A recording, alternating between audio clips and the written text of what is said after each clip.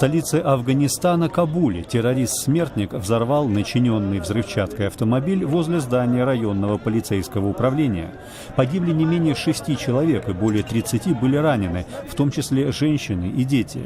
Теракт был организован во время визита президента страны Ашрафа Гани в Вашингтон, где ему удалось договориться о более постепенном сокращении численности американских военнослужащих в Афганистане, чем планировалось ранее.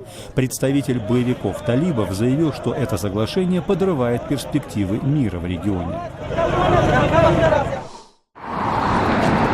В Москве сторонники одного из лидеров российской оппозиции Бориса Немцова привели в порядок оскверненное место его убийства в конце февраля.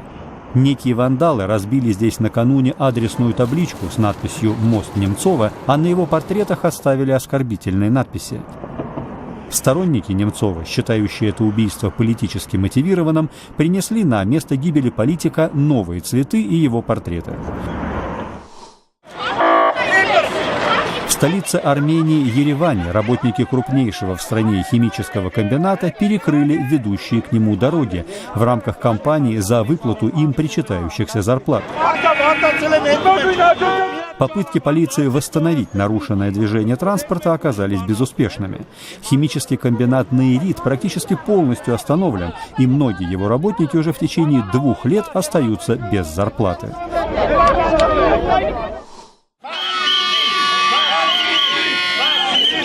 В городе Тузла на севере Боснии работники местных предприятий провели 2 демонстрации. Почти 200 человек собрались здесь перед зданием суда, требуя щадящего завершения процедуры банкротства их компаний, что позволило бы им либо выйти на пенсию, либо официально зарегистрироваться в статусе безработных. В частности, работники местного станкоинструментального завода протестовали против того, что их работодатель не платит за них в фонды социального обеспечения в течение 14 лет, а очередную зарплату они не получают уже 2 месяца.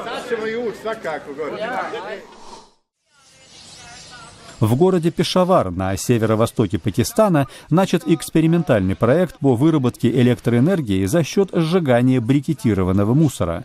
Его цель не только расширить производство электроэнергии в регионе, но и снизить уровень загрязнения. С 2010 года Пакистан переживает серьезный энергетический кризис, который сопровождается регулярными отключениями электроэнергии.